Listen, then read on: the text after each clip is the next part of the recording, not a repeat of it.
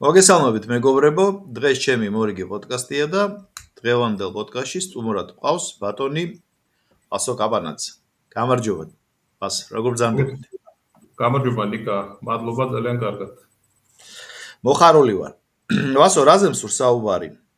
თქვენ ამას წინათ სულ რაღაც ალბათ ერთი კვირის წინ ბრძანდებოდით რუსეთში, რუსეთის დედაქალაქ მოსკოვში და იქ ძალიან საინტერესო და საგულისხმო შეხვედრა იყო.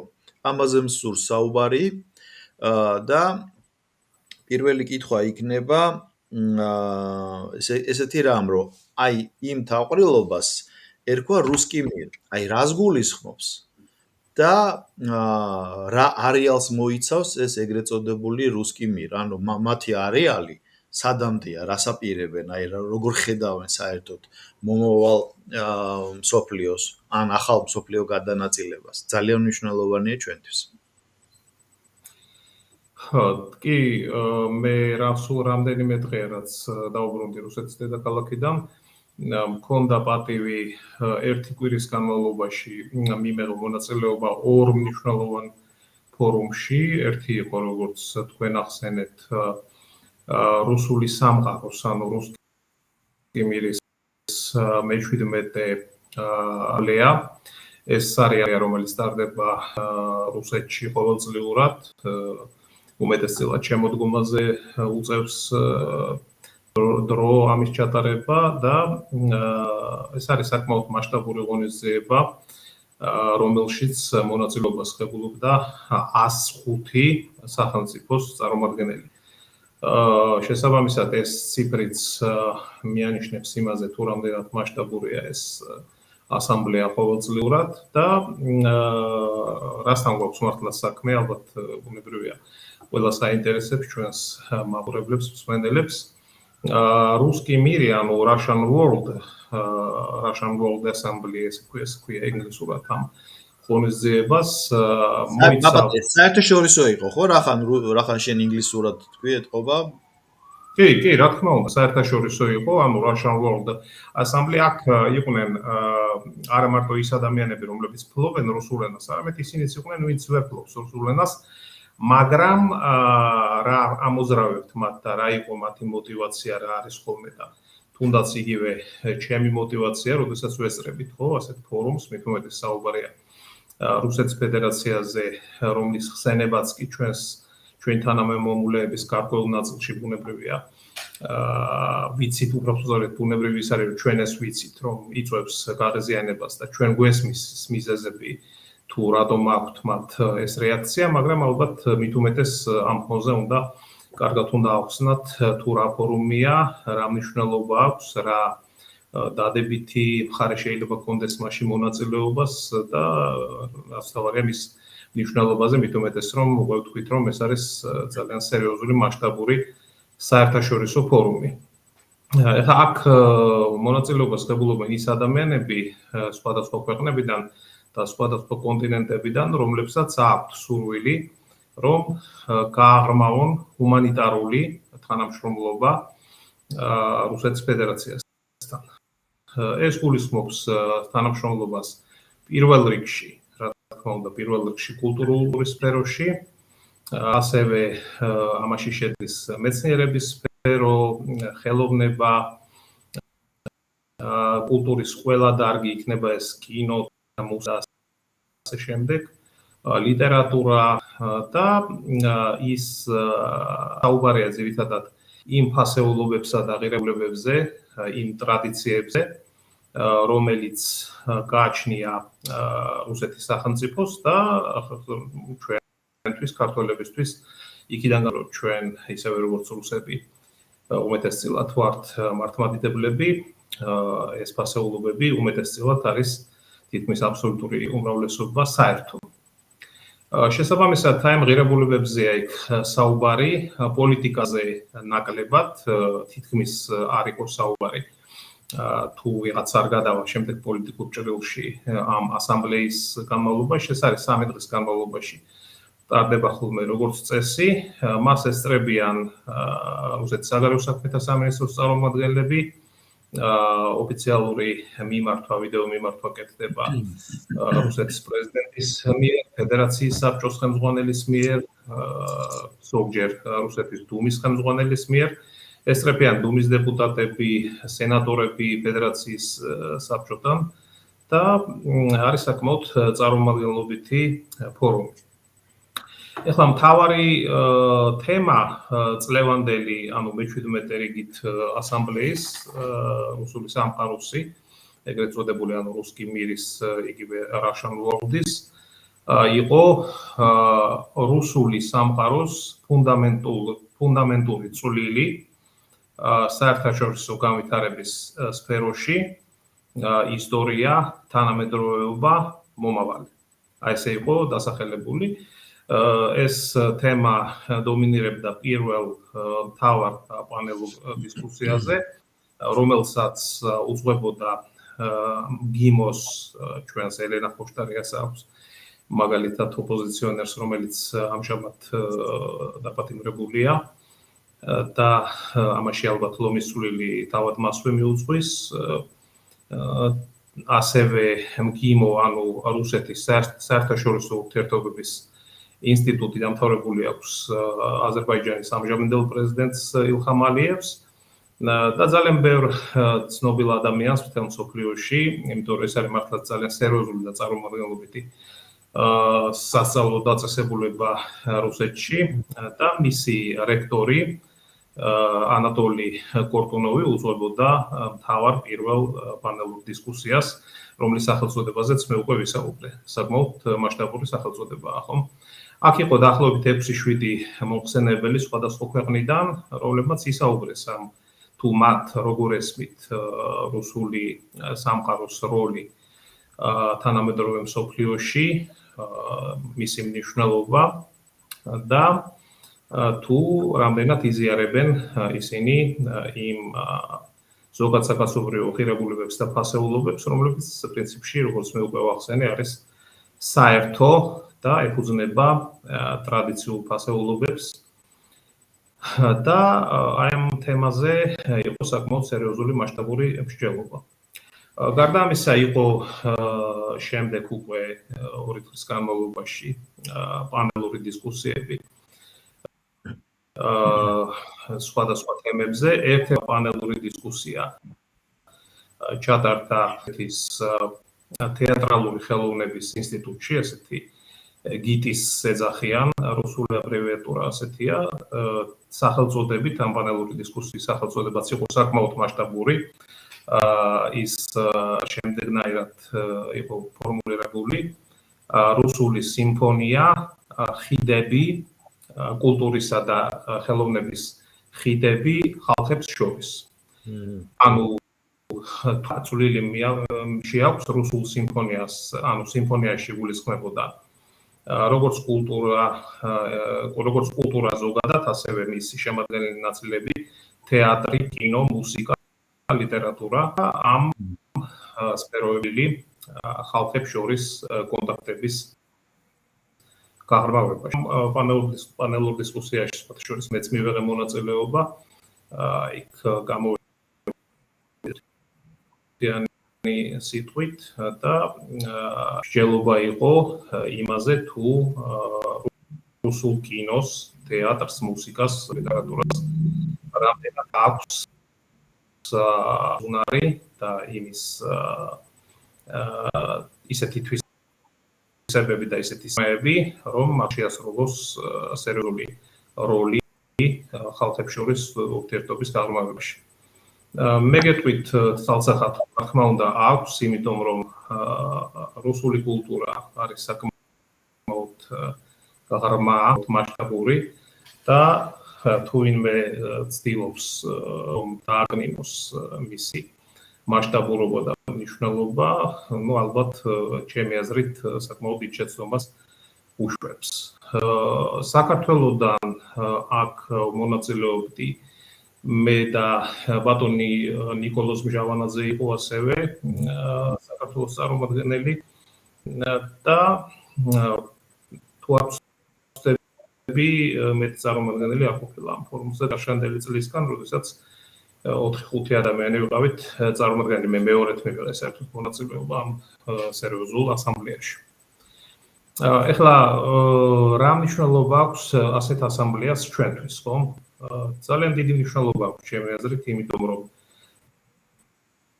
მიუხედავად რომ რუსეთის ფედერაცია აკონტროლებს ჩვენი ქვეყნის ტერიტორიის მეხუთედს, ჩვენ მაინც იმ ადამიანებმა, რომლებიც სერიოზულად ვეკიდებით როგორც საერთაშორისო ურთიერთობებს, ისე ხალხთაშორისო ურთიერთობებს და უფრო მასშტაბურად ვცდილობთ დავინახოთ ის პროცესები, რომელსაც ადგილი აქვს როგორც მსოფლიო პოლიტიკაში, ისე საერთოდ საზოგადოებრივ ცხოვრებაში, იქნება ის ჩვენი ქვეყნის თუ სხვა ქვეყნების, უნდა გავმიჯნოთ კულტურა პოლიტიკისგან. ისევე როგორც ალბათ ჩვენ უნდა გავმიჯნოთ ხოლმე სპორტი პოლიტიკისგან. მესმის რომ რაღაც კვეთები ყოველთვის არის ემოციური პირველ რიგში და იქნება ხოლმე, მაგრამ თუ ჩვენ ამას არ მოვახერხებთ, ხომ? მე ვფიქრობ, რომ რაღაც პერსპექტივებზე საუბარი ურთიერთობების ნორმალიზების თვალსაზრისით ალბათ ჩვენთვის ვერ გამოიკვეთება ასეთი პერსპექტივები, რადგანაც თუ ამ სფეროებში გამოვიჩინეთ ხისტი პოზიცია, ხომ ეს ჩვენ არ წაგვადგება კარგად, მით უმეტეს ისეთ პატარა ქვეყანას, როგორც არის საქართველო, თავისი ძალიან სერიოზული გამოწვევებით და ამიტომ კულტურა მართლაც არის ის სფერო, სადაც უნდა მოხდეს მიუხედავად ჩვენს ქვეყნებს შორის არსებული რთული ურთიერთობებისა თანამშრომლობა და ეს თანამშრომლობა შეიძლება გახდეს გარკვეული ბაზისი, მომავალი თანამშრომლობის გაღრმავებისა და იმ პერსპექტივების გამოკვეთისა, რომელიც შეიძლება გაჩნდეს თანდათანობით ჩვენი ქვეყნის სახელმწიფოებრივი ინტერესებიდან გამომდინარე. აი ეს დასაწყისისთვის რაც მინდოდა მეთქვა ნიკა. ვასო, ეხლა ახსენე რომ ესე იგი სპორტი, ხელოვნება და ასე შემდეგ და ჩვენ ერთი თაობის ხალხი ვართ და კარგად გვახსოვს რომ დიდ საბჭოთა კინო ხელოვნებაში თეატრალურ სამყაროში საქართველოს წილი იყო ესეთი მსუხე და ძალიან ხარისხიანი. რასაც აღიარებდა არა მხოლოდ საბჭოთა კავშირის ხელმძღვანელობა და საბჭოთა კავშირის საზოგადოება, არამედ მთელი მსოფლიო. ასევე იყვნენ სპორტსმენები, ჩამოთვლას არ დავიწყებ, ფეხბურთიდან დაწყებული, ამ სუბუქ როგორ არის ლეგკი ატლეტიკა, ანუ ისა სხვადასხვა ესეთი ათლეტური სახეობები. ძლეოსნობა და ძალოსნებზე რო არაფერი თქვა ჯუდოზე და ასე შემდეგ და აი მაინტერესებს რატო იყო ამჯერად ესეთი მწირი წარმომადგენლობა თქვენ და ნიკოლოზ ჟავანაძე ანუ მე რა მაინტერესებს მოწვევა იყო ან რაღაცა მესიჯები იყო უბრალოდ ქართულ მხარემ ეს არ შეთვალა საჭიროდ რომ წარმომადგენლობა მიევლინა თუ უბრალოდ არ დაემთხვა ერთი მეორეს და უბრალოდ არ წავიდა არავინ არა ეს რაღაც წარმომადგენლების გაგზავნა როგორც ასეთი არ ხდება აქედან ეს ამას არ აქვს რაღაც ორგანიზებული ხასიათი უბრალოდ ეს არის ინდივიდუალური მოწვევები შარშან მიიღო 4 ადამიანმა წელს მივიღეთ 2 ადამიანმა ეთყობა ეს ალბათ უფრო დამოკიდებულია ჩვენს აქტივობებზე რუსულ მედია სივრცეში მათ შორის და ალბათ ნამდვილად არის ინდივიდუალურ ხასიათს თუ რატო არ იყო უფრო მეტი მოწვევა ამის შესახებ მე არ ვიცი არა სხვა შორის დიდი ბოდიში იყვნენ კიდე იყო 5 ქალბატონი საქართველოსდან უბრალოდ მე მათ არ ვიცნობდი და ეხლა უცბად ვეღარ გამახსენდა 5 ქალი იყო კიდევ საქართველოსდან, სხვა შორის რეგიონებიდან, ერთი წარმოადგენდა აჭარას, მეორე ქალაქ გორს, 3 იყვნენ თბილისიდან, ერთ-ერთი მათგანი პოეტი. კიდეც დაჯილდოვდა იქ თავისი ესეთი აქტივობებიდან გამომდინარე. ანუ სულ ვიყავით საქართველოსდან 7 ადამიანი, უბრალოდ მე იმ 5-ს სანამ მოსკოვში ჩასვლამდე არ ვიცნობდი პირადად, არც არასოდეს მსმენოდა მათ შესახებ. ანუ ეს ხო ინდივიდუალური აბსოლუტურად მოწვევები, ეს არის ამას არ ქონდა ისევ კიდევ ვიმეორებ ორგანიზებული სახე, ორგანიზებული ხასიათი და მხოლოდ მოხსენებით, ერთგვარი მოხსენებით გამოვედი მხოლოდ მე. რატომ? იმიტომ რომ მე ამის სურვილიც მქონდა ვისაუბრე კულტურის მნიშვნელობაზე, აქცენტი გავაკეთე რუსულ კინოზე, თანამედროვე ფილმებზე, იქიდან გამომდინარე, რომ ეს ასამბლეა წელს ნიკა განსხვავებით წინასვლებისგან ჩატარდა მოსფილმის შენობაში. ეს ხო საკმაოდ ნიშანდობლივი მაპატიე, ვერ გავიგე მოსფილმის შენობაში? მოსფილმის შენობაში კი ბატონო, წელს განსხვავებით წინასვლებისგან, როდესაც ეს ასამბლეა ტარდებოდა ამა თუ იმ სასტუმროს ისა ბატონი კარენ შაჰნაზაროვი ესწრებოდა? კი, ძალიან კარგი კითხვა, რა თქმა უნდა. ბატონი კარენი როგორც მოსფილმის გენერალური დირექტორი მოვიდა და მოგვესალმა. ეს ნიშანდობლივი იყო თვითონ მოსფილმის შენობაში ამის ჩატარება, მით უმეტეს იქიდან გამომდინარე, რომ შარშან მოსფილმს შეუსრულდა 100 წლის იუბილე ჰქონდა და ბატონი კარენმა განაცხადა, რომ მისთვის დიდი პატივი იყო, რომ ასე 105 სახელმწიფოდან სტუმრები სწორედ მოსფილმის სადიდ დარბაზში ვიყავით შეკრებილები და ძალიან საინტერესო სიტყვა ჰქონდა, ძალიან ხანმოკლე სამწუხაროდ, მაგრამ ძალიან საინტერესო, მან სხვათა შორის კარგი ასეთი მესიჯები გააჟღერა იმასთან დაკავშირებით, რომ თანამედროვე ეს მისი სიტყვებია, თანამედროვე რუსული ენის შემქმნელი ალექსანდრე პუშკინი, როგორც მან თქვა, და მე სხვათა შორის არ მქონდა ეს ინფორმაცია, მისი ბებია იყო გერმანელი, ხოლო ბაბუა ეთიოპიელი. თუმცა მიუხედავად ამისა, სწორედ ალექსანდრე პუშკინი ითვლება რუსული ლიტერატურის ყველაზე ცნობილ პიროვნებად და ეს გასაკვირიც არ არის. ჩვენ ალბათ მიაქციეთ ყურადღება ნიკა და ჩვენმა მსმენელთა ნაწილმა იცის, რომ ბოლოს, როდესაც ერთ-ერთ მნიშვნელოვან ფორუმზე გამოდიოდა რუსეთის პრეზიდენტი, მან სწორედ ალექსანდრე პუშკინის ერთ-ერთი ლექსიდან წაიკითხა ზებირად ფრაგმენტი. ეს იყო ვალდაის ფორუმი, რომელიც ჩატარდა დაახლოებით 3 კვირის წინ და რუსეთ-საფრანგეთის ომს ეხებოდა, იქიდან ამონარიდი იყო ძალიან საინტერესო. კი, აბსოლუტურად და რომელსაც მოდერატორობას უწევდა ცნობილი პოლიტოლოგი და საზოგადო მოღვაწე ფიოდორ ლუკიანოვი, რომელიც მოვიდა სხვათა შორის შემდეგ ჩვენთან. იყო მოსული ფორუმის მონაწილეებთან, ასამბლეის მონაწილეებთან და პირადად გავესაუბრე კიდეც პირადი კონტაქტი დავამყარე, იმიტომ რომ საინტერესო პიროვნება, საინტერესო სტატიებს უბრალოდ ეს სვეტი როგორია ჩანართებს აკეთებს.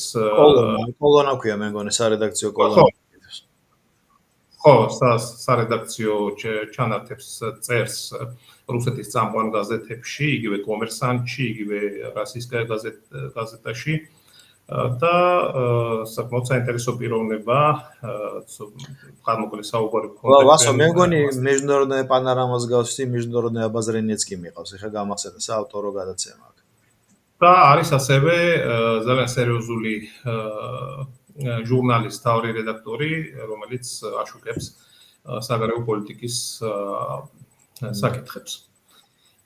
და გარდა ამისა, ვლადიმერ დალი ახსენა კარენ შაჰნაზაროვმა, რომელიც რუსული ენის გამოყენებითი ლექსიკონის შემქმნელად ითვლება და ეს ადამიანიც ეროვნებით თლად რუსი არ იყო, ის იყო დანიელი და მიუხედავად ამისა, ამ ადამიანებმა შეიტანეს ძალიან სერიოზული როლი რუსული სამყაროს გამდიდრებაში, რუსული ენის გამდიდრებაში.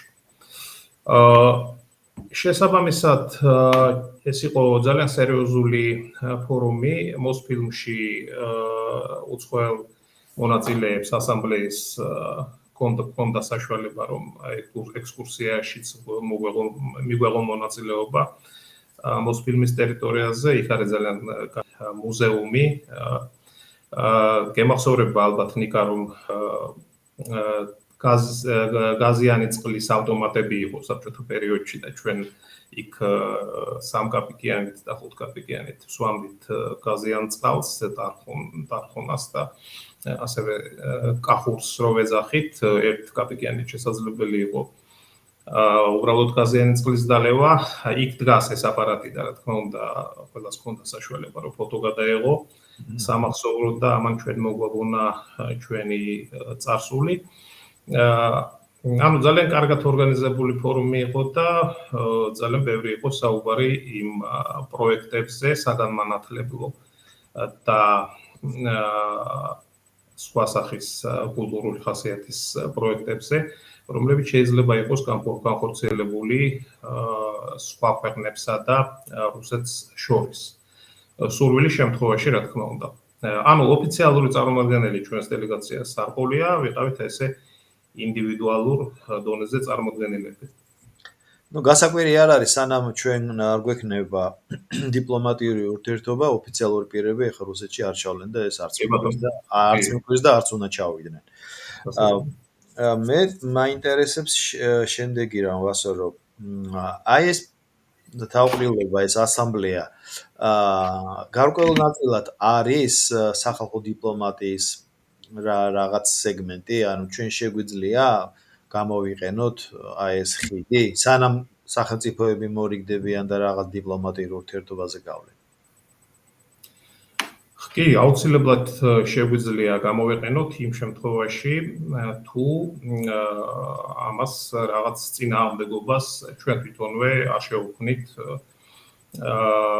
იმ კუთხით, რომ არ განვავითაროთ ურთიერთობები კულტურის სფეროში, კულტურის სხვადასხვა დარგების მიმართულებით, იგივე კინო ინდუსტრიის სფეროში, თეატრალურ სფეროში, მუსიკალურ სფეროში, ლიტერატურულ სფეროში და თუ ამას მაინც მიეცემა მსვლელობა, მე ვფიქრობ, რომ ეს სასარგებლო იქნება ჩვენთვის, იმიტომ რომ ყველაზე მთავარი, რაც შეიგრძნობა ამ ფორუმებზე, ამ ასამბლეის განმავლობაში იყო ის, რომ ძალიან დიდი დაინტერესება ნიკა რუსული კულტურით მთელ მსოფლიოში. მიუხედავად რუსულ-უკრაინული კონფლიქტისა, ხო? მაინც ის ინტერესი. კი, მიუხედავად რუსულ-უკრაინული კონფლიქტისა, რუსული კულტურა არსებობს, ვითარდება სერიოზულად და ინარჩუნებს თავის ძალიან სერიოზულ პოზიციებს მთელ მსოფლიოში, დაინტერესება უზარმაზარია. და ეს კონფლიქტი რუსეთ-უკრაინის კონფლიქტი ამას ხელს არ უშლის, აბსოლუტურად არ უშლის ხელს.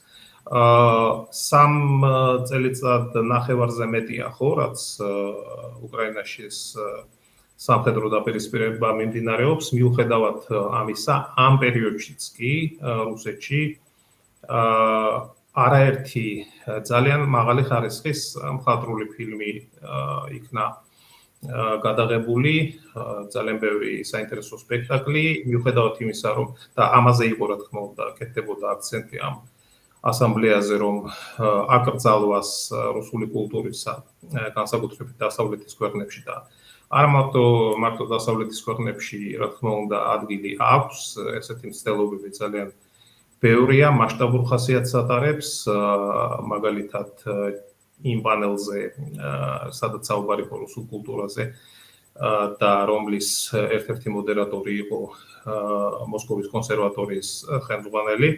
მან ისაუბრა, რომ გერგიევის გასტროლები იქნა აკრძალული იტალიაში, მე წავიკითხე, რომ სულ ახლახან შვეიცარიაშიც იგივე ეწვია გერგიევის ჯგუფის გასტროლებს აკრძალეს. მიუხედავად ამ აკრძალვებისა, რუსული კულტურა პოვებს თავის განვითარებას და ძალიან თვალშისაცემია ის, რომ ის აღრმავებს ურთიერთობებს პირველ რიგში ისეთ დიდ ქვეყნებთან, როგორებიცაა ჩინეთი და ინდოეთი. ჩინეთ-რუსეთის და ინდოეთ-რუსეთის კულტურული და არა მარტო კულტურული ურთიერთობები ძალიან მყარია და პროგრესირებადია. ამაზე საუბრობდნენ ინდოეთის და ჩინეთის წარმომადგენლები ამ ასამბლეაზე, ასევე ირანის, ყაზახეთის იყო უზბეკეთიდან ცნობილი ერთ-ერთი რეჟისორი, რომელიც საუბრობდა. ამ ასამბლეას არ ესწრებოდა, მაგრამ მეორე ღონისძიებაზე, რომელზეც ჩვენ გადავალთ, ესწრებოდა ემირ კუსტურიცა, ცნობილი სერბი რეჟისორი, მოქალაქეობაც მიიღო, მე მგონი, ხო, საპატიო. კი, თუმცა რუსულად ისე კარგად ვერ საუბრობს. როგორც ალბათ მას სურს, რადგანაც თავი შეიკავა მაინც რუსულ ენაზე საუბრისგან და ინგლისურად ისაუბრა, არ იყო პრობლემა, იყვნენ ინგლისურენოვანი გამოსვლებიც და იქ ვისაც არ ესმის ინგლისური იყო სინქრონული თარგმანი. ამდენად ძალიან მასშტაბური ფორუმი, ძალიან საინტერესო და თქვენს კითხვას რო დაუბრუნდე, რა თქმა უნდა, ჩვენ ალბათ უახლოეს პერიოდში ჩვენ სახელმწიფოს ალბათ მოუწევს ერთგვარი თვითგამორკვევა იმ კუთხით, თუ დიპლომატიური ურთიერთობების არარსებობის პირობებში ჩვენ გვიღებს თუ არა კულტურული ურთიერთობების ქონა რუსულ მხარესთან. მე ვფიქრობ, რომ ეს საჭიროა, იმიტომ რომ კიდევ ერთხელ ვიტყვი, რომ იმ დონის ფილმები, როგორცაც რუსეთი აკეთებს, თუნდაც ბოლო 3-4 წლის განმავლობაში, როდესაც ადგილი აქვს კონფლიქტს უკრაინაში, ამას აღიარებენ უცხოეთშიც, ყველა ვინც კარგად ერკვევა კინოში, თეატრში, ლიტერატურული ნაწარმოებები, საერთოდ ანალიტიკური დონე, ანალიტიკა არის საკმაოდ მაღალ დონეზე რუსეთში და იმ სიტუაციის ანალიზი, რასაც აქვს ადგილი მსოფლიო პოლიტიკაში, ხდება საკმაოდ მაღალ დონეზე. მათ იციან თავიანთი სუსტი ადგილებიც, თავიანთი ძლიერი ადგილებიც, ეხლა მით უმეტეს იმ ფონზე, როდესაც აქტიურად მიდის საუბარი ამერიკისა და რუსეთის პრეზიდენტებს შორის, ცალკე ამერიკისა და უკრაინის პრეზიდენტებს შორის, თუ როგორ შეიძლება რომ დამყარდეს მშვიდობა, თუნდაც გარკვეული პერიოდით ხანგრძლივი დროის განმავლობაში მაინც უკრაინაში. აი ამ ფონზე ეს საუბრები, რა თქმა უნდა, რუსეთის საზოგადოებრივ პოლიტიკურ წრეებშიც ძალიან სერიოზულ დონეზე წარმოებს, იგივე შეიძლება ითქვას რუსულ ბეჭდვით მედიაზეც, ტელევიზიაზეც, იქაც ძალიან აქტიურად მიდის ამაზე საუბარი და მსჯელობა საკმაოდ სერიოზულ დონეზე. და ამ ფონზე, რა თქმა უნდა, ასეთი სერიოზული ფორუმები ძალიან ყურადღება მისაქცევია და ვფიქრობ, რომ ჩართულობა ჩვენი ამ შემთხვევაში არაოფიციალური პირობის დონეზე მნიშვნელოვანია, რადგანაც რათა შეიქმნას ფუნდამენტი იმისთვის, რომ შემდგომში ეს ურთიერთობები თანდათან მოწესრიგდეს დასაწყისისთვის კულტურისა და ხელოვნების სფეროში და შემდგომ უკვე ჩვენ შევძლოთ ამ ურთიერთობებიდან გამომდინარე თანდათან გადასვლა პოლიტიკურ დიალოგზე, იქიდან გამომდინარე თუ რა ინტერესები აქვს ჩვენს სახელმწიფოს და გასაგებია რომ იქნება ძალიან რთული დიალოგი, მაგრამ თუ არ ვსაუბრობთ, მაშინ მონებრივია რომ შედეგიც ვერანაირი ვერ გვექნება. და მე მგონი არ არის აუცილებელი რომ მე-18 ასამბლეას დაველოდოთ. ჩვენ გვაქვს იმის უნარი, რომ პირადი კონტაქტებით რაღაცა ხაზები გაიჭრას. მე ვამბობ არაპოლიტიკურ, წმინდა კულტურულ და გაცნობით და თუნდაც ინტელექტუალური, ხომ არია მეცნიერების დონეზე არის თანხwebdriver მაგალითად სხვადასხვა მეცნიერებებში ესეც შეიძლება რომ გაკეთდეს. ეხლა მე რა მაინტერესებს, როგორ შეატყე იქ წარმომადგენლობას? კი, ეხლა ეს პოლიტიკური თაყრილობა არ იყო, მაგრამ ჩვენ ვიცით რომ ყველაფერს თანამედროვე ეპოქაში პოლიტიკური ელფერი დაძდებს და აი იმ საქართველოს დამოკიდებულებას რუსეთ-უკრაინის კონფლიქტთან დაკავშირებით, იმას, რომ ჩვენ მეორე ფრონტი არ გავხსენით სამხრეთ საზღვრებთან. ამას რამე პოზიტიური მოყვა, ესე წმინდა წყლის ემოციურად, აი საუბრებში იგზნობა, რომ შეიცვალა ეს აგრესიული დამოკიდებულება, ცოტა განელდა ან რამე ამდაგვარი? კი, ცალსახად შესულილია.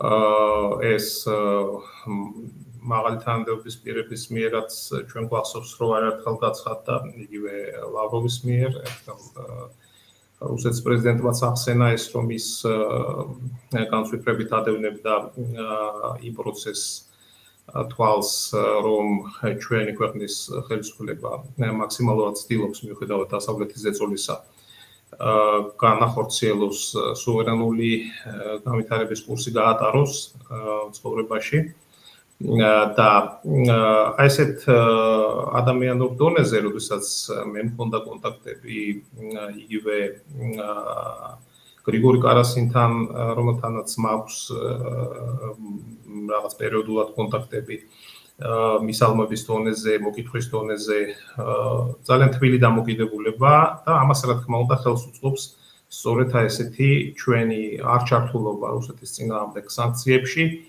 რუსეთთან დაპირისპირებაზე უარის თქმა და პრაგმატული რაციონალური პოლიტიკის გატარება. თუმცა რა თქმა უნდა გაგებით ეკიდებიან იმასაც, რომ ჩვენ ამ ეტაპზე ვერ წავალთ იმაზე, რომ ავადგინოთ დიპლომატიური ურთიერთობები, მანამ სანამ ჩვენი ქვეყნის ტერიტორიაზე არსებობს რუსეთის ფედერაციის სამი საელჩო. აქედან გამომდინარე, ეს პრაგმატული პოლიტიკა, ეს სუვერენული კურსი, რა თქმა უნდა, ამას პატივს სცემენ და ეს არაერთი ეთერის დროსაც გაჟღერებულა, რომ ჩვენ უნდა ვიყოთ არა პრორუსულები, არა რაღაც პროდასავლურები, არამედ ჩვენ უნდა ვიყოთ სწორედაც უნდა ვწდიოთ სუვერენული განვითარების კურსს და ეს მათში იწვევს პატივისცემას.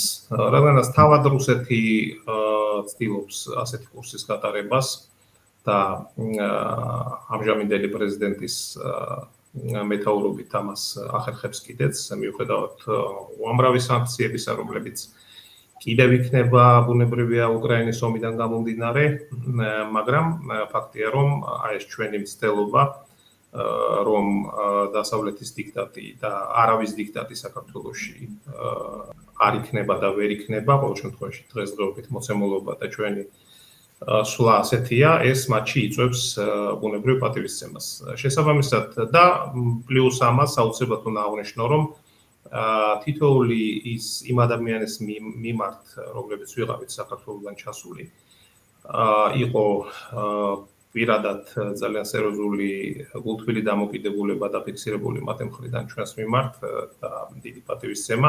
იქიდან გამომდინარე, რომ თითოეული ჩვენგანი გულწრფელად აფიქსირებს და სხვა შემთხვევაში ჩვენ არც ჩავიდოდით იქ ძალიან დიდ პატივისცემას რუსული კულტურის მიმართ, რადგანაც კიდევ ერთხელ მინდა ხაზი გაუსვა, რომ მათი მიღწევები კულტურის ყველა სფეროში არის თვალშისაცემი, ეს არის ძალიან ღრმა და მასშტაბური კულტურის და იმ ფასეულობების მატარებელი ქვეყანა, თუნდაც საუბარია ოჯახურ ტრადიციებზე, სხვა ჩვენთვის ნაცნობ ღირებულებებსა და ტრადიციებზე, იგივე მართლმადიდებლურ ტრადიციებზე და როდესაც ჩვენ ვაფიქსირებთ ამ ყველაფრის მიმართ პატივისცემას, ბუნებრივია ეს იწვევს ჩვენი მისამართით მათ სერიოზულ და საკმაოდ საფუძვლიან კეთილგანწყობას.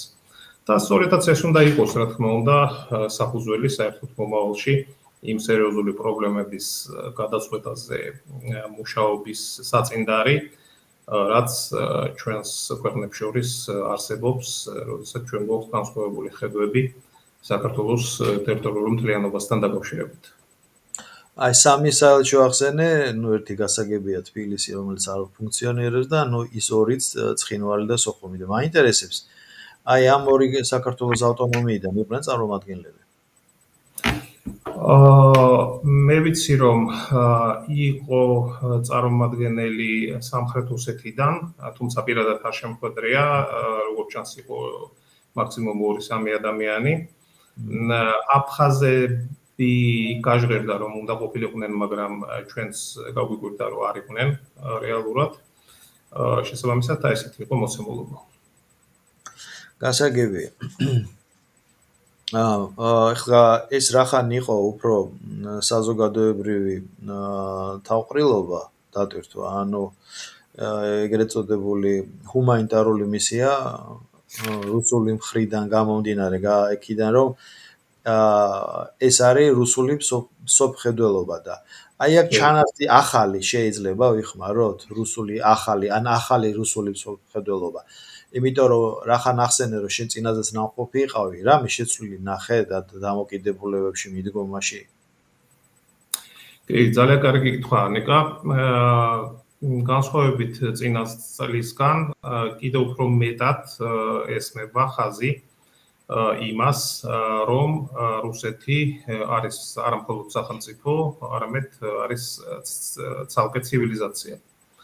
ეხლა ეს მიდგომა არ ახალია, ამას რუსეთის პრეზიდენტი უსვამს ხშირად ხაზს თავისი გამოსვლებისას საერთაშორისო მნიშვნელოვან ფორუმებზე, იგივე ვალდაის ფორუმია ვახსენეთ ჩვენ სხვა ფორუმებზეც. და ეს მართლაც ასია. მე მინდა რომ ჩვენმა საზოგადოებამაც გაიაზროს, რომ რუსეთი ეს არის იმდენად დიდი სახელმწიფო თავისი ძალიან სერიოზული კულტურით, სერიოზული ყველა სფეროთი კულტურის და თავისი ტრადიციებით და ფასეულობებით და თავისი მასშტაბებით, რაც თავარია, რომ ეს მართლაც ჩვენ შეგვიძლია ეს აზრი ამ აზრს დავეთანხმოთ ამ მოსაზრებას, რომ ეს არის ცალკე ცივილიზაცია და ჩვენ დავეთანხმებით თუ არა, ამას კიდევ იმ ხელმძღვანელობა არ აქვს, რამდენადაც ეს დამოკიდებულება ჯერ კიდევ ძალიან სერიოზულ ნაშრომში, რომელიც გამოიცა გასული წლის საუკუნის 90-იან წლებში, გახსოვთ ალბათ ესეთი სერიოზული წიგნი არსებობს, ცივილიზაციათა შეჯახება, მისმა ავტორმა იქ გააჟღერა ჰანტინგტონმა, სამუელ ჰანტინგტონმა, თუ ვინმეს არ წაუკითხავს, რა თქმა უნდა, კარგი იქნება.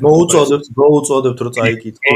მე ვფიქრობ, რომ ჩვენ საქართველოში პოლიტოლოგების ალბათ 99%-ს უკვე წაკითხული აქვს ეს წიგნი, ისევე როგორც ორველის 1984 და ასე შემდეგ, სერიოზული მასშტაბური ნაშრომები, რომლებიც ეძღვნება ამ მსოფლიო პოლიტიკას. და იქ ჯერ კიდე გასული საუკუნის 90-იან წლებში ჰანტინგტონი ამბობდა, რომ რუსეთი მართლაც არის ცალკე ცივილიზაცია, ისევე როგორც არსებობს სხვა ცივილიზაციები, იგივე ინდური ცივილიზაცია, ჩინური, დასავლური და ასე შემდეგ. შესაბამისად და სხვათა შორის იმავე წიგნში ნიკა რამდენიმე ადგილას ხაზგასმულია, რომ თანამედროვე რუსეთის საფუძველს ისტორიულად წარმოადგენს მოსკოვი და კიევის რუსეთი. აქაც აშკარა მინიშნება იმაზე, რომ უკრაინის ფესვები სწორედ რუსულია და ალბათ ამას ხშირად ხაზს უსვამენ რუსეთის ხელმძღვანელები, რომ ამ კონფლიქტის მიზეზი სწორედ ის არის, რომ უკრაინამ ზურგი შეაქცია რუსეთს და წავიდა დასავლეთისკენ, რაც რუსული მენტალიტეტიდან გამომდინარე ეს ცოტა ისეთი ეჭვი ახასიათებს ამ მენტალიტეტს, ამაზე ძალიან ბევრი სერიოზული ამერიკელი მკვლევარი წერდა თავის დროზე და ესეც რა თქმა უნდა იყო ერთ-ერთი გამაღიზიანებელი ფაქტორი იმისა, რომ ეს კონფლიქტი დაიწყო 2022 წლის თებერვლიდან. და შესაბამისად, იქ გარდა ამისა ისიც, რომ მართლმადიდებლობა ფაქტობრივად ამის აიკრძალა უკრაინაში, ესეც რა თქმა უნდა იწვევს ბუნებრივ გაღიზიანებას რუსეთის ხელმძღვანელობის თუმცა უკრაინელებს თავიანთი თვალთახედვა აქვთ, ისინი მიიჩნევენ, რომ ისინი არ არიან რუსები და მათი ადგილი არის დასავლურ სამყაროში. აი ამ ორი მთავარი იდეის ჭრილი იწვევს აი ამ კონფლიქტს, რომელიც მომსწრენის ჩვენ უკვე თითქმის 4 წელია ვართ და როგორც ჩანს ეს ძალიან სერიოზული მართლაც ცივილიზაციური ხასიათის კონფლიქტია. კითხვას რო დაუბრუნდეთ, ნიკა გამახსენე კითხვა. მე მას ის ვიკითხე, რომ ეს ახალია, ესე იგი, რასაც შენ საუბრობ, წინა ასამბლეებისგან განსხვავებით, უკვე რახან ახალი ლაიტმოტივებია, ლაიტმოტივად გაზრდებს ცვლილებები, როგორც ცივილიზაციური ძირითადში, ესე იგი, ეს იდეაში არის ახალი მსოფლმხედველობა და აქვე დავამატებდი მაშინ მომდენო კითხვას, რადგან შენ ახლა გაეცი პასუხი, მაგრამ ახლა მნიშვნელოვანი რა არის? რახან ჩვენ ვახსენეთ ცივილიზაცია და ცივილიზაციური იდენტობა, რაზეც არა მხოლოდ რუსები, თუნდაც ახლა ჩვენ აქ საუბრობთ და სოფლიო პოლიტიკოსები და პოლიტიკური მკვლევარებიც ამაზე საუბრობენ, მე მაინტერესებს. აი ეს გლობალური აღმოსავლეთი რო ჩამოყალიბდა, სადაც არის ჩინური ცივილიზაცია, სადაც არის ინდური ცივილიზაცია. როგორ ფიქრობ? აი ეს ძალიან კონტრასტული სამი ცივილიზაცია შეძლებს მომავალში თანაცხოვრობას, თანაარსებობას, თანაცხოვრობა ხომ აღარი ნათქვამია. რატო ვამბობ ამას? იმიტომ რომ ყველა ამბობს, რომ გლობალური აღმოსავლეთი, ზოგი ამბობს გლობალური სამხრეთი, მაგრამ დავარქვათ ესე გლობალური აღმოსავლეთი, იმიტომ რომ აღმოსავლეთი ან სამხრეთ აღმოსავლეთი უფრო ზუსტი რო ვიყოთ. აი ეს სამი ცივილიზაცია შექმნის დასავლური გლობალური ცივილიზაციის საპირწონეს? ხო, პირველ წინა კითხვას რო დავუბრუნდეთ და დავასრულოთ მასზე პასუხი, ანუ ეს ცივილიზაციური მიდგომა, რომ რუსეთი არის ცალკე ცივილიზაცია და შესაბამისად მისი მასშტაბები არის საკმაოდ ფაქტიურად უკიდეგანო და ძალიან ფართო. ეს უკვე ახალ სიმაღლეზეა აღვანილი და ეს იდეა, რა თქმა უნდა, დომინირებს როგორც ესეთ მნიშვნელოვან ფორუმებზე, ისე საერთოდ რუსეთის საგარეო პოლიტიკურ ხედვებში. და ეს, რა თქმა უნდა, გასააზრებელია, ჩვენ ეს დავასაბუთეთ იგივე ჰანტინგტონის მოსაზრებებიდან გამომდინარე, ანუ ისიც კი ამბობდა, რომ და არა მარტო ის, ფუკუიამა სხვათა შორის იზიარებდა ასევე ამ მიდგომას და ფუკუიამა იყო სხვათა შორის ის ვინც წერდა თავის დროზე აი ამ რუსული მენტალიტეტის თავისებურებებზე, რომ ერთგვარი ეჭვიც აქვთ მათ ხოლმე, რომ აი ეს სლავური თანამოძმეები, როდესაც მათ ზურგს აქცევენ, ამ შემთხვევაში საუბარია უკრაინაზე, ეს იწვევს მათ შეიძლება ითქვას ბუნებრივ გარეზიანებას და პროტესტს და ამის შედეგიც იყო ის კონფლიქტი, რომელიც დაიწყო 2022 წლის თებერვლიდან. ეხლა რაც შეეხება ამ ცივილიზაციების ერთობას და პერსპექტივებს, ხომ? აქ რა თქმა უნდა, დიდი პოლიტიკა ძალიან სერიოზულ გავლენას ახდენს ამაზე. ჩვენ ვხედავთ, რომ ახლახანს ამერიკის პრეზიდენტი და ჩინეთის ლიდერი სი ძინპინი შეხვდნენ ერთმანეთს. აქაც მიდის ძალიან დიდი თამაში, ძალიან სერიოზული მასშტაბური თამაში მსოფლიო პოლიტიკაში. ხან ვინ ვისთან ცდილობს დამეგობრებას და გაერთიანებას და სხვათა შორის ბიზინა ივანიშვილს აქვს თავის დროზე ძალიან კარგი გამონათქვამი ეკუთვნის ვის წინააღმდეგ მეგობრობთო ერთი ორჯერ ესე თქვა. და ძალიან სერიოზული სიღრმისეული გამონათქვამია სხვათა შორის ეს მართლაც ვინ ვის წინააღმდეგ მეგობრობს, ხომ? რუსეთი ცდილობს ჩინეთთან იმეგობროს და ასევე ჩრდილოეთ კორეასთან მაგალითად, იგივე ინდოეთთან და ეს როგორც ახსენე ნიკა სამართლიანად არის ცდილობა, რომ ეს იყოს საბირწონე დასავლური ცივილიზაციის ესეთი ერთობა, რადგანაც დასავლური ცივილიზაციაში მოიაზრებიან მაინც დღემდე მიუხედავად რომ ისა რომ გარკვეული ასხთა სხვადასხვაობა უკვე სერიოზული თუნდაც უკრაინის კონფლიქტთან დაკავშირებით იკვეთება ამერიკასა და ევროკავშირის ქვეყნებს შორის, მაინც დასავლურ ცივილიზაციაში მოიაზრება ერთობლიობა, ხომ, ამერიკის შეერთებული შტატები, დიდი ბრიტანეთი, ევროკავშირის ქვეყნები და არის ესეთი მცდელობა, რომ ეს გახდეს მართლაც იგივე ბრიკში შემავალი ქვეყნების ერთობლიობა, შოსში შემავალი ქვეყნების ერთობლიობა, აი ამ დიდი დასავლური ცივილიზაციის საპირწონე ძალიან ბევრი კუთხით, როგორც კულტურული ხასიათის საფუძველზე, როგორც კულტურულ საფუძველზე, საწყისებზე, ისე სამხედრო პოლიტიკური თვალსაზრისითაც. აი ესე ჩვენ ახლა ვერ ვიტყვით ამათი ერთობა ნამდვილად გახდება თუ არა საფრთხე, იმიტომ რომ კიდევ რა გადალაგებები მოხდება მსოფლიო პოლიტიკაში, ხო, ძალთა ბალანსი როგორ შეიცვლება, ამის თქმა ძალიან ძნელია ჩვენს სწრაფად ცვალებად სამყაროში, როდესაც ყველაფერი იცვლება დინამიურად, თუნდაც ჩვენს ქვეყანაში არსებულ ვითარების ჭრილშიც რო შევხედოთ, ვინ წარმოიდგენდა თუნდაც 3-4 წლის წინ, რომ ასეთი სიტუაცია იქნებოდა ჩვენს ქვეყანაში, ესეთი სერიოზული ბრძოლა სუვერენული განვითარებისთვის, რასაც რა თქმა უნდა თან ახლავს ძალიან სერიოზული თამდევი პრობლემები და გამოწვევები. გასაგებია, ეს კითხვა გამომდინარეობდა იქიდან, რომ ჩვენ როგორც საქართველო მცირე ქვეყანა, მაგრამ ცივილიზაციული დატვირთვით დიდი ქვეყანა, გეოგრაფიულად ოდითგანვე, სანამ იწერებოდა საერთოდ ისტორია, ყოველ შემთხვევაში მეტნაკლებად იმ ფარგლებში ვიყავით, სადაც ეხლაც არსებობს საქართველო. სხვა ქვეყნები ხო ვიცით, რომ ზოგი მომთაბარე იყო, ზოგმა გეოგრაფიული მდგომარეობა უბრალოდ ერთხელ ან ორჯერ შეიცვალა. ჩვენ იქ ვიყავით, სადაც ეხლა ვართ, ამჟამად ვარ და ევასო ჩვენი ცივილიზაციური კავშირი აი ამ სამ დიდ ცივილიზაციასთან შესაძლებელია რომ მოხდეს თანაბრად თუ მაინც მოხდებით ერთ-ერთი ცივილიზაციის გავლენის ქვეშ და დავაკონკრეტებ კიდევ უფრო რელიგიური ნაწილი იქნება ამაში განსაზღვრელი ჩვენი მართლმადიდებლობა. ხო, ეს იმდენად მასშტაბური კითხვა, რომ კარგი იქნება თუ ამ კითხვას ჩვენი ხელისუფლების წარმომადგენლებიც გასცემენ პასუხს და აი კიდევ რას მინდა გაუსვა ხაზინიკა.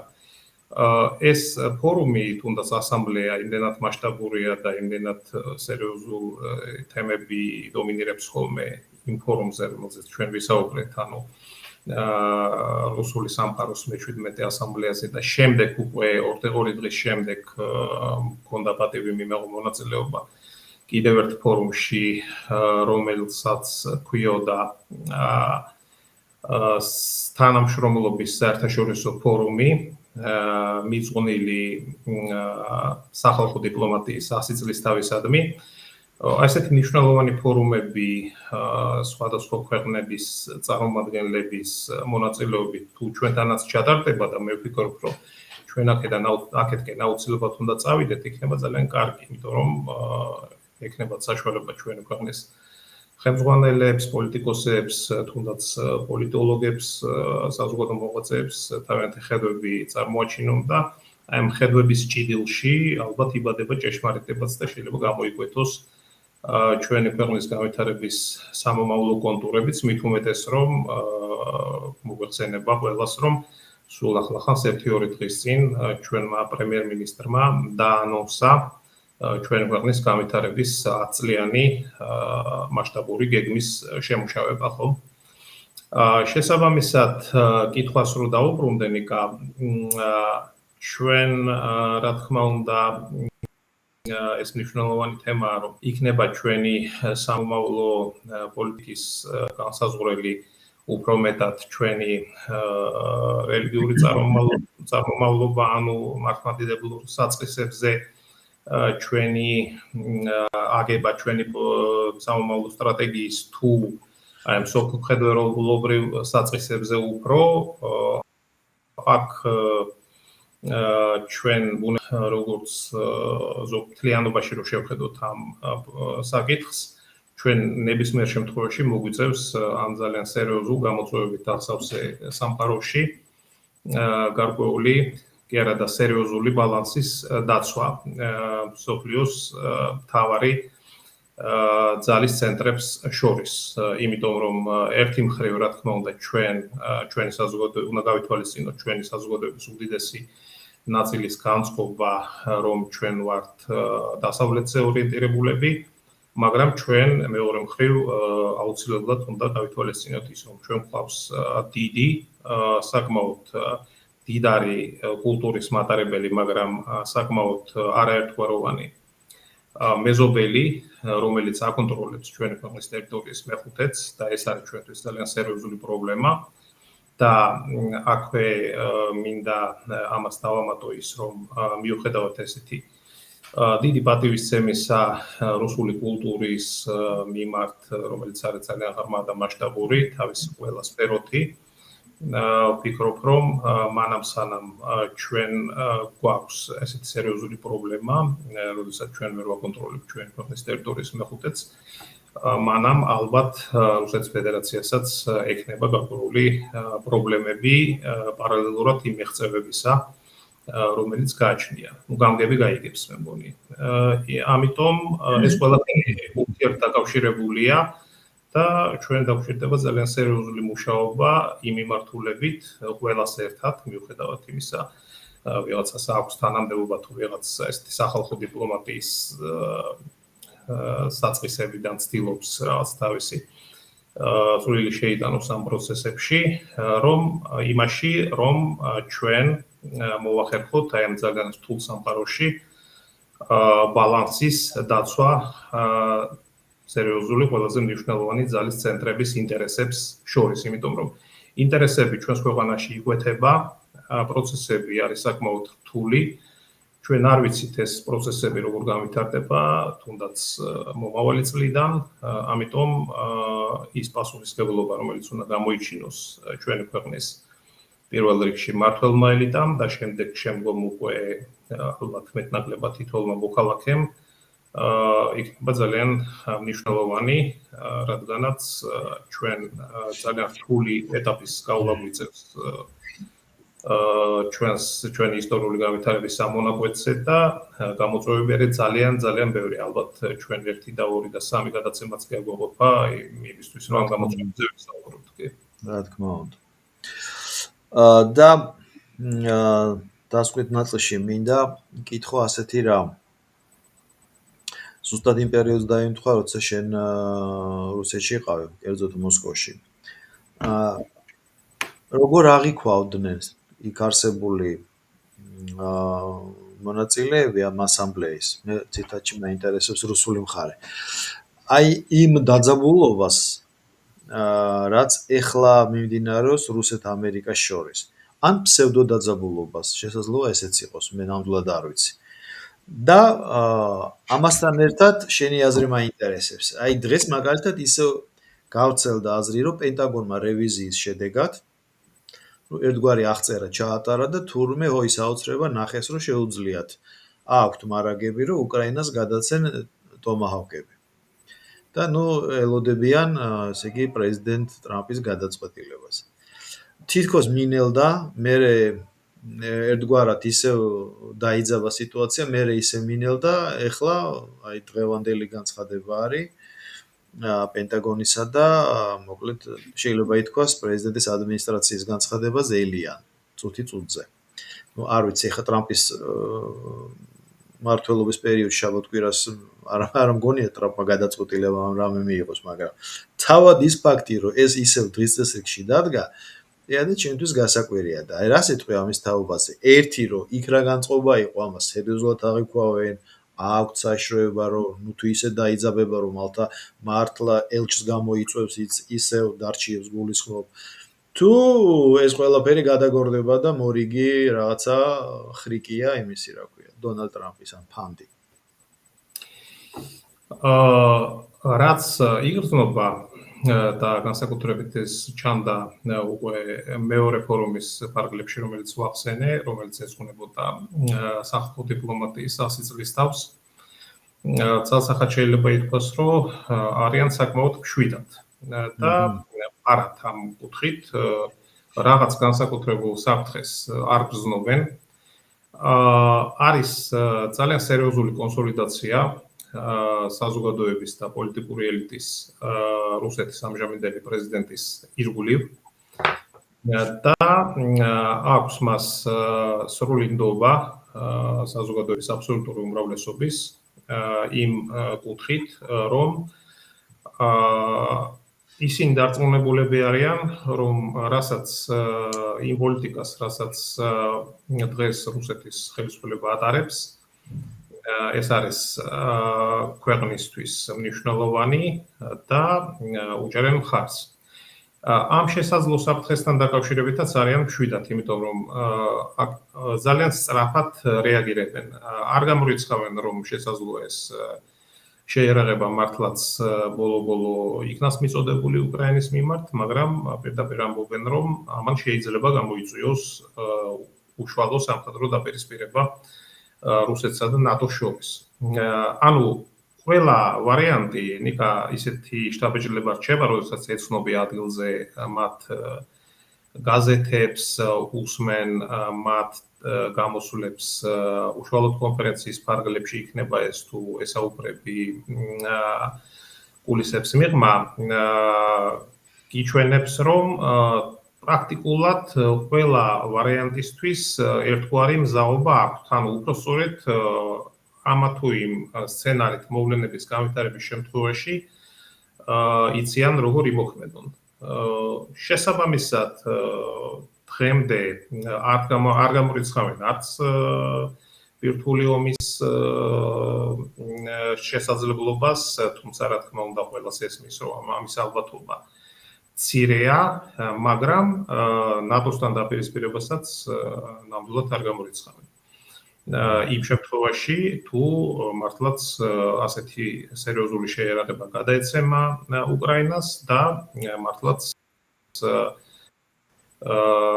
ფრანგული ძალები, სამხედრო თუ სხვა რომელიმე სახელმწიფოს ძალები უკრაინის ტერიტორიაზე დაიწყებენ ბრძოლას რუსების წინააღმდეგ. შესაბამისად,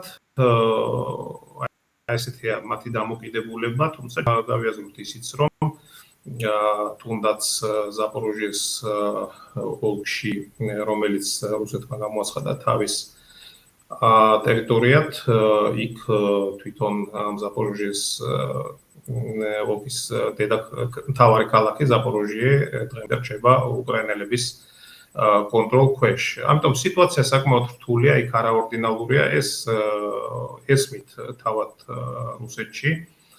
მოქმედებენ იქიდან გამომდინარე, თუ რა რეალობა დგება კონკრეტულად ერთ კონკრეტულ დღეს. ამიტომ ეს არ არის მარტივი სიტუაცია, ესეც იციან მათ, თუმცა ჩვენ ადგილზე ჩანს, რომ ეკონომიკა ამას ყველაფერს ყოველ შემთხვევაში დღემდე სრულფასოვნად უძლებს და საკმაოდ სტაბილური სიტუაცია ამ მხრივ გამართულად მუშაობს საზოგადოებრივი ცხოვრების ყველა სფერო მოსკოვში ყოველ შემთხვევაში ეს იგრძნობა და რამდენადაც ვიცი მეტნაკლებად ეს საკმაოდ კარგად არის ორგანიზებული რუსეთის რეგიონებშიც და გარკვეული სტაბილურობა მიუხედავად ამისა, მიუხედავად ამ კონფლიქტისა შენარჩუნებულია რუსეთში, რადგანაც ეკონომიკა გარკვეულწილად გადაყვანილია სამხედრო მრეწველობის რელსებზე. შესაბამისად, აი ასეთი დამოკიდებულება მათი აი ამ მოვლენების მიმართ და სამომავლოდ თუ როგორ შეიძლება განვითარდეს სიტუაცია მათთან მიმართებაში. ისინი ყველა შემთხვევაში აქვთ გარკვეული გეგმა. ანუ სურპრიზებისთვის დად არიან. მე გულისხმობ რაკეტების გადაცემისთვისაც კი. აი იმიტომ ვახსენე მე, რომ ანალიტიკა საკმაოდ კარგ დონეზე აქვთ, ძალიან ბევრი ყავთ ანალიტიკოსი, ძალიან ბევრი ანალიტიკური გადაცემა. ეს ჩვენთან გონიათ აქ, რომ და ხშირად მცდარი მოსაზრება არსებობს იმის შესახებ, რომ იქ აბსოლუტურად ყველაფერი არის იდეოლოგიზირებული და ექვემდებარება ხელისუფლების ინტერესებს. არსებობს საკმაოდ თავისუფლად აზროვნებენ ადამიანები, კრიტიკაც არსებობს გარკვეული, თვითონ თავად ხელისუფლებაც არის გარკვეულწილად თვითკრიტიკული, იმიტომ რომ ძალიან კარგად იციან თუ რაზე წავიდნენ და რა გამოწვევები შეიძლება არსებობდეს სამომავლოდ. გასაგებია. ვასო, ძალიან დიდი მადლობა ამ ინტერვიუისთვის. საინტერესო იყო ნამდვილად მოსმენა, როგორც ამბობენ, ის პირველი ხუსტ, იმიტომ რომ ერთია რომ წაკითხულს და ნანახი და მეორეა როცა ადამიანი თავად გიყვება თუ რა სიტუაცია იყო, როგორი გარემო იყო, რამდენად კეთილმეზობლური, მოდი ასეც ეს ტერმინიც ვიხმაროთ, იმიტომ რომ შესაძლოა ეს ტერმინი მალე გახდეს აქტუალური. და მოხარული ვარ აი ამ იმ ინფორმაციისთვის, რაც ახლა მე მომაწოდე და ჩვენს მაყურებელს თუ მსმენელს. დიდი მადლობა კიდევ ერთხელ და ვისურვებდი, რომ ყველაფერი კარგად მშვიდობიანად ჩატარდეს, ხოლო რაც ჩვენ შეგვეხება, ჩვენ ეს პერიოდული ინტენსივობით უნდა გავაშუქოთ, იმიტომ რომ ცხოველი ინტერესია საზოგადოებაში, ყველას გვაინტერესებს, განსაკუთრებით საქართველოში ვინც არის თუ როგორ გადალაგდება ეს სოფლიო და რამდენად შვიდად და უმტკივნეულოდ ჩაივლის ეს პატარა საქართველო. დიდი მადლობა კიდევ ერთხელ ასო და მომავალ შეხვედრამდე. კი, დიდი მადლობა ინტერესისთვის, ნახვამდის. ბედნიერად.